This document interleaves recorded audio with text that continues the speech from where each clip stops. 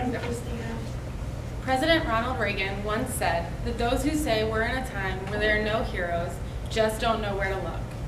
Today I would like to tell you a story of a man that I have gotten the pleasure of getting to know a little more in the last couple of weeks. Dennis Clark is a hero to many, and I feel honored to be able to share his story today. This is the story of a man with many names.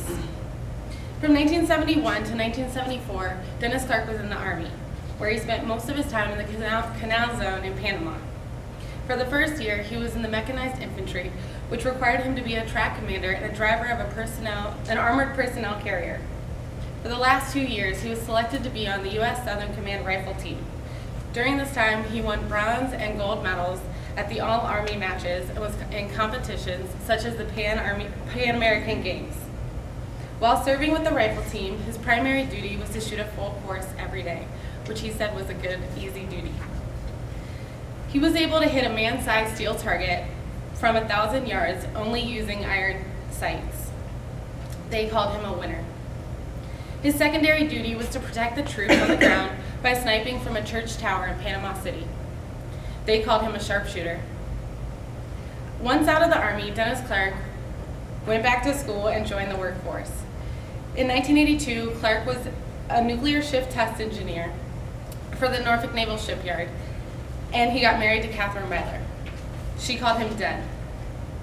In 1987, he got his professional engineering license and was recruited for the Federal Emergency Management Agency, also known as FEMA. FEMA is an agency that provides state and local governments with experts in specialized fields and funding for rebuilding efforts and relief support.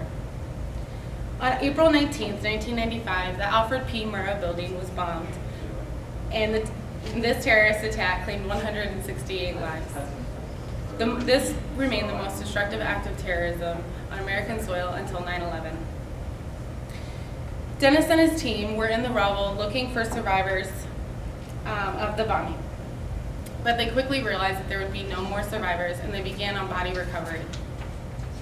An article from the Virginian Pilot said that despite all the gear available, they used their hands and they saw, smelled, and felt death again and again and again. Dennis said that the worst part wasn't finding and digging out bodies. The worst was talking to the victims' relatives and getting thanked for recovering their loved ones. Once home, Dennis was presented with a day named in his honor by the governor of Virginia. They called him a hero. Dennis was then selected for the incident support team working out of Washington, D.C., helping to control multiple FEMA task forces in emergency situations. He was also deployed to every major hurricane for the next 10 years. And on September 9, 2001, Dennis Clark was deployed to the Pentagon. He spent 11 days in the building creating supports for the floors and digging out bodies. During this time, he lost many teammates and close friends that were called to the World Trade Center buildings. Dennis, however, was able to stabilize the Pentagon enough safely to search for bodies with minimal losses. In 2005, Dennis joined 3 full task forces heading to New Orleans to help with Hurricane Katrina. They got there prior to the bulkheads failing, set up camp, and immediately began planning their rescue mission. They worked rigorously with everyone involved, the Army, the Coast Guard, and many others. They spent 2 weeks pulling people off rooftops, cutting them out of attics, and getting them to safety. Once home, however, he found out that due to politics, FEMA had been accused of not even being there, let alone helping. They called him absent.